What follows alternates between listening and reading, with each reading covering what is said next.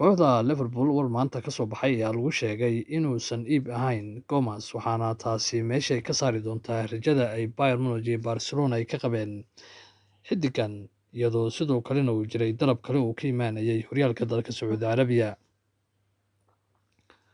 Kooxda Chelsea ayaa ka fikiraysa inay heshiis cusub ay ka saxiixdo 24-jirka reer England ninka la yiraahdo Conor Gallagher kaasi oo la sheegay inay si aad u daneynayaan kooxda Aston Villa iyo kooxda Tottenham.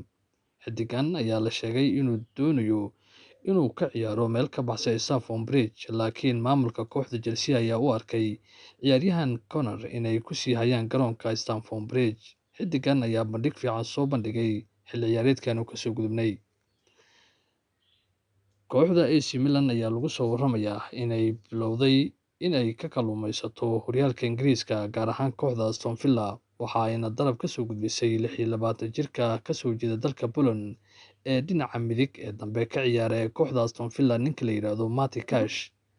Xiddigan ayaa la sheegay inay dooneyso inay ku qaadato lacag 30 milyan oo euro ah waana lacagta heshiiskiisa xiddigan lagu burburin karo taasoo suuro gelin karta inay hesho saxiixa da'yarkan.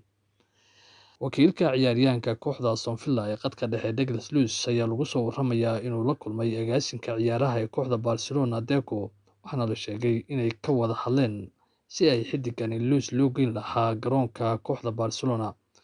Lama oga waxyaabaha ay isla meel dhigeen laakiin wuxuu imaanayaa kulankan xilli ay xiddigan uu ka helaya dalab kooxaha Arsenal iyo Juventus oo si aad u daneynaya ciyaaryahankani khadka dhexe ee kooxda Aston Villa. Golayaha kooxda Liverpool Alisson ayaa lagu soo waramayaa inuu iska diiday dalab uga yimid kooxda Al Nassr ee dalka Sacuudi Carabiya. 31-jirkan waxa uu sheegay inuusan doonayn inuu ka ciyaaro horyaalka dalka Sacuudi Carabiya waxaana la sheegay inuu hadalkiisan imaanaya xilli ay kooxda Al Nassr ay u soo dirtay dalab ay ku dooneyso inay saxiixiisa ay ku hesho. Tababaraha kooxda Manchester United Erik ten Hag ayaa lagu soo waramayaa in heshiis 2 sano uu qalinka ugu duugi doono maalmaha soo socda kooxda Man United xilli ay jireen hadal haynta la xiriirta laga iri doono kooxda Manchester United waxaana la sheegay inay maamulka kooxda Man United u arkeen ten Hag inuu sii hayo xilka tababarnimo ee kooxda Manchester United. Ten Hag ayaa ku guuleystay inuu kooxda Man United uu u qaado koobka FA Cup-ka oo koobka labaad ee dalka Ingiriiska laga ciyaaro. Chelsea ayaa u dhaqaaqday inay hesho saxiixa ciyaaryahanka weerarka uga ciyaara kooxda Portsmouth ee reer England Dominic Solanke waxaa la sheegay in 26-jirkan uu ka helay tababaraha cusub ee kooxda Chelsea waxaana sheegay inuu haatan uu wada xaajood la furay kooxda Portsmouth si ay saxiixiisa ay u helaan.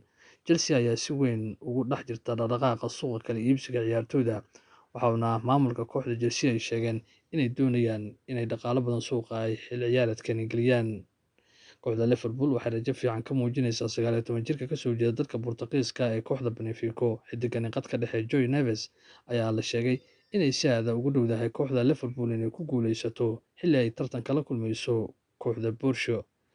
West Ham United ayaa la sheegay inay si aad u xiiseynayso inay hesho ciyaaryahanka kooxda Wolves ninka la yiraahdo Max Kilman. 27-jirkan reer England ayay si aad u doonaysaa waxayna ku doonaysaa inay ku soo qaadato lacag ka yar 45 milyan oo ay kooxda Wolves ku doonayso inay suuqa xiddigan ay ku geyso. Kooxda Aston Villa ayaa lagu soo waramayaa inay wada hadal ay la furtay ciyaaryahanka kooxda Marseille ee khadka dhexe isla markaasina ah reer Faransa. 25-jirkan ee khadka dhexe ka qaabaya ee Matteo Guendouzi ayaa lagu soo waramayaa inay doonayso Aston Villa inay keento garoonkeeda waxaana la sheegay in kooxda Marseille ay kala xaajoonayso si ay saxiixa ciyaaryahankani reer Faransa ay u heli lahayd. Matteo ayaa hore ugu soo ciyaaray kooxda Arsenal waxaana mar kale dib ugu laabtay dalka Faransiiska.